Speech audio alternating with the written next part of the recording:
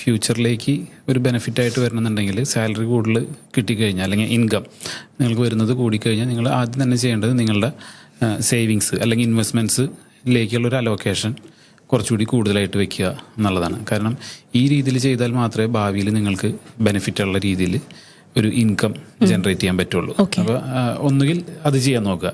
അല്ല എന്നുണ്ടെങ്കിൽ നിങ്ങൾക്കിപ്പോൾ ലോൺസ് എന്തെങ്കിലുമൊക്കെ ഉണ്ടെങ്കിൽ, അപ്പോൾ ലോൺസ് ഏതൊക്കെയാണ് ഉള്ളതെന്ന് വെച്ച് കഴിഞ്ഞിട്ട് നിങ്ങളൊന്ന് ലിസ്റ്റ് ഔട്ട് ചെയ്യുക. എന്നിട്ട് നോട്ട് ചെയ്യേണ്ടതെന്ന് വെച്ചിട്ടുണ്ടെങ്കിൽ എന്ത് തരം ലോണാണ്, അതിന് എത്രയാണ് ഇൻട്രസ്റ്റ് അല്ലെങ്കിൽ പലിശ വരുന്നത് എന്നുള്ളത് നോക്കുക. കൂടുതൽ പലിശയുള്ള ലോണുകളുണ്ടല്ലോ, അങ്ങനെയുള്ളത് പ്രയോറിറ്റൈസ് ചെയ്തിട്ട് അതിലേക്ക് കുറച്ചുകൂടി കോൺട്രിബ്യൂഷൻ കൂടുതൽ കൊടുക്കാൻ പറ്റുമോ എന്നുള്ളത് നോക്കുക. അപ്പോൾ അങ്ങനെ ചെയ്യാൻ സാധിച്ചു കഴിഞ്ഞ് കഴിഞ്ഞിട്ടുണ്ടെങ്കിൽ നിങ്ങളുടെ ലോൺ നിങ്ങൾക്ക് കുറച്ചുകൂടി നേരത്തെ അടച്ചു തീർക്കാൻ സാധിക്കും. നിങ്ങൾക്കിപ്പോൾ ഒരു എമർജൻസി ഫണ്ട് ഇല്ലാന്നുണ്ടെങ്കിൽ എമർജൻസി ഫണ്ടിലേക്കുള്ളൊരു ക്രിയേഷൻ എന്ന് പറഞ്ഞിട്ട് അതിലേക്കുള്ളൊരു കോൺട്രിബ്യൂഷൻ കൂട്ടാൻ നോക്കുക.